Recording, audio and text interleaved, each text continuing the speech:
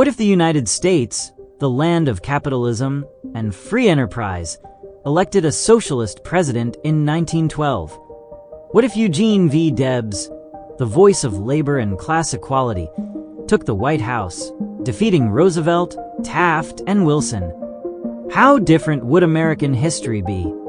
A new political order? A different World War I? Or even a peaceful workers' revolution? Let's find out. Like and subscribe for more. Also, don't forget to hit that notification bell for more history documentaries. Please watch the video till the end, as good interaction would help the performance of the video and the growth of my channel massively. The alternate 1912 election.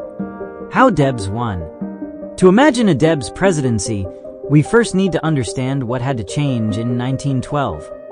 The real 1912 election was unique. For candidates, incumbent Republican William H.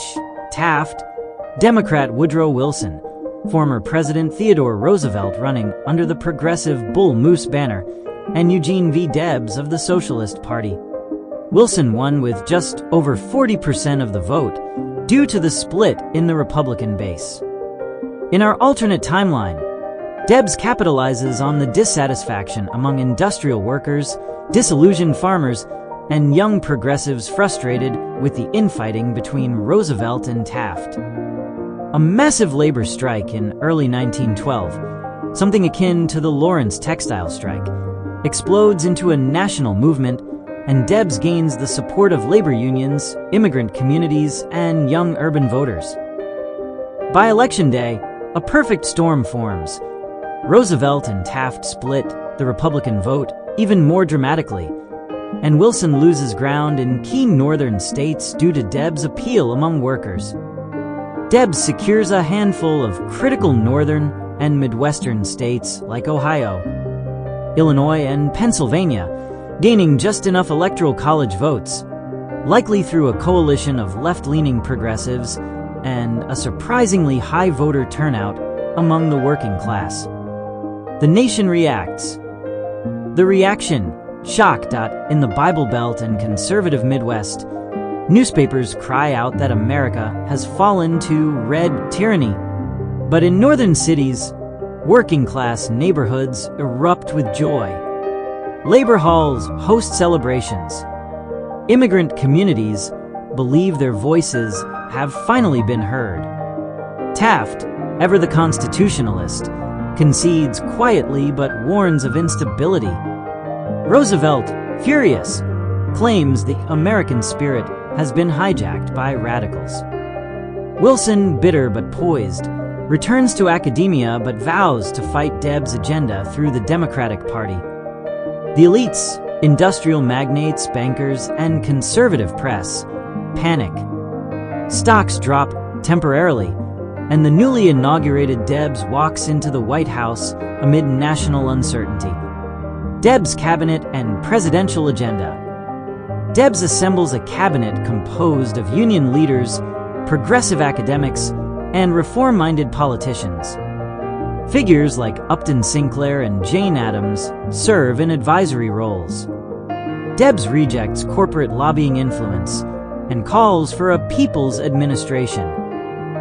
Top priorities: implementing an 8-hour workday nationwide, nationalizing key industries, expanding education and healthcare access, ending child labor, introducing progressive taxation on the wealthy, recognizing unions as legal collective bargaining agents.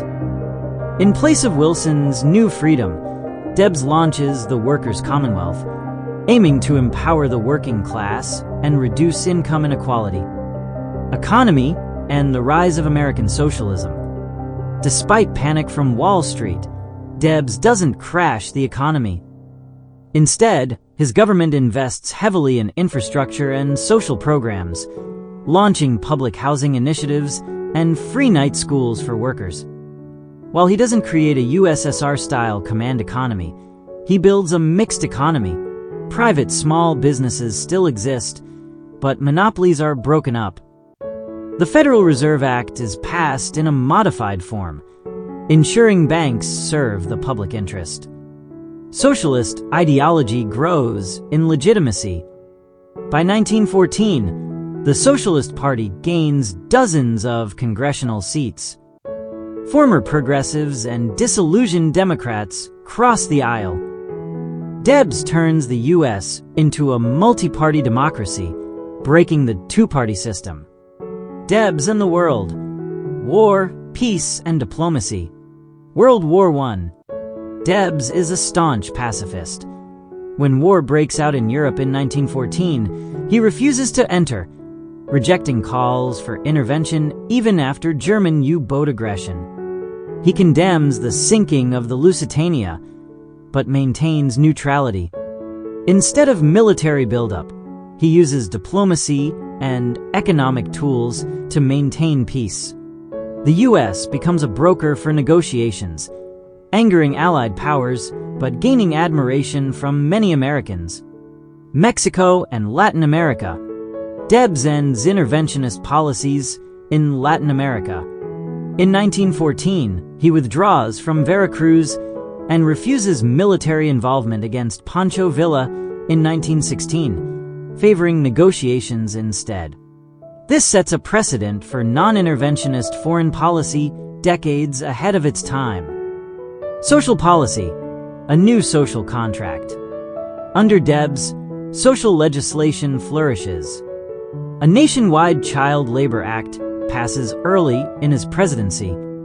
A National Workmen's Compensation Act is enacted. The Adamson Act guarantees 8-hour workdays for rail workers. He supports the women's suffrage movement, inviting Alice Paul and Ida B. Wells to the White House and endorsing the 19th Amendment far earlier than Wilson did. Civil rights and racism. Debs, an outspoken critic of racism, speaks out against the Ku Klux Klan and segregation. He appoints black leaders to symbolic federal positions, something unheard of in that era. Though his efforts are met with intense backlash in the South, he starts a slow but crucial federal stance against racial injustice. The 1916 election. Can Debs stay president? The 1916 election is brutal. The Democrats nominate Champ Clark, while the Republicans reunite under Charles Evans Hughes. A new centrist party forms, backed by business leaders and conservatives. Yet Debs, campaigning on peace and workers' rights, wins re-election narrowly, carried by strong urban support and his successful domestic agenda. The Socialist Party becomes entrenched in U.S. politics, permanently altering the nation's political landscape. Legacy. How Debs changed America forever. By 1920, the U.S. is a different nation. A strong labor movement, a more equal distribution of wealth, an anti-imperialist foreign policy, early gains in civil rights and women's suffrage, a multi-party democracy, with socialists, progressives, Democrats, and Republicans all vying for power. Though Debs declines to run in 1920 due to health, he's remembered as the people's president, a visionary who showed America another path. What do you think? Write your opinion and version of the story in the comments below. Please be polite and kind. If you want to know what would have happened if McGovern defeated Nixon in 1972, click on the video on the left. Thanks for watching.